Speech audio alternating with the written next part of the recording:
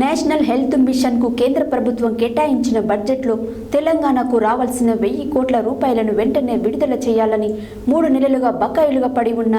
NHM ఉద్యోగుల జీతాలను వెంటనే విడుదల చేయాలని ఏఐటియుసి సూర్యాపేట జిల్లా కమిటీ ఆధ్వర్యంలో జరిగిన ధర్నాకు ముఖ్య అతిథిగా హాజరైన ఏఐటియుసి రాష్ట్ర కార్యదర్శి మేకల శ్రీనివాసరావు ప్రభుత్వాన్ని డిమాండ్ చేశారు. నేషనల్ హెల్త్ మిషన్కు కేంద్ర ప్రభుత్వం కేటాయించిన బడ్జెట్లో తెలంగాణకు రావాల్సిన 1000 కోట్ల రూపాయలను వెంటనే విడుదల చేసి 3 నెలలుగా బకాయిలు పడి ఉన్న ఎన్హెచ్ఎం ఉద్యోగుల జీతాలను వెంటనే విడుదల చేయాలని ఏఐటియుసి సూర్యాపేట జిల్లా కమిటీ ఆధ్వర్యంలో జరిగిన ధర్నాకు ముఖ్య అతిథిగా ఏఐటియుసి రాష్ట్ర కార్యదర్శి మేకల శ్రీనివాస్ హాజరై మాట్లాడుతూ 3 నెలలుగా జీతాలు రాక ఇబ్బంది పడుతున్న నేషనల్ హెల్త్ మిషన్ నందు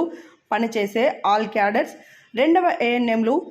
ఆర్బీఎస్కే సిబ్బందితో పాటు మొత్తం 17,000 మంది ఉద్యోగుల జీతాలను విడుదల చేయాలని ఏఐటియుసి డిమాండ్ చేశారు. గత ప్రభుత్వ కాలంలో ఎన్హెచ్ఎం వ్యవస్థను నాశనం చేశారని ఆయన మండిపడ్డారు. వాస్తవానికి కేంద్ర రాష్ట్ర ప్రభుత్వాల మధ్య ఉన్న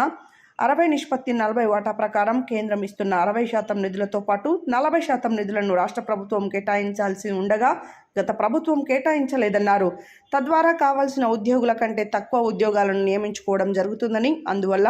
ఎన్హెచ్ఎంలో పనిచేసే ఉద్యోగులకు తీవ్రమైన పని ఒత్తిడి ఉందన్నారు. ఈ కార్యక్రమంలో ఏఐటియుసి సూర్యాపేట డివిజన్ కార్యదర్శి నిమ్మల ప్రభాకర్, 2వ ఏఎన్ఎం జిల్లా కార్యదర్శి స్వప్న, జిల్లా ఆర్గనైజింగ్ కార్యదర్శులు రాధా, సిపిఐ పట్టణ కార్యదర్శి బూరా వెంకటేశ్వర్లు, యూనియన్ నాయకురాలు Neeraja, Sailaja, Uma, Chandrakala, Geetha, Saritha, Jayasudha, all cadre union నాయకురాలు సంధ్య, సైదాచారి, మహేష్ తదితరులు పాల్గొన్నారు.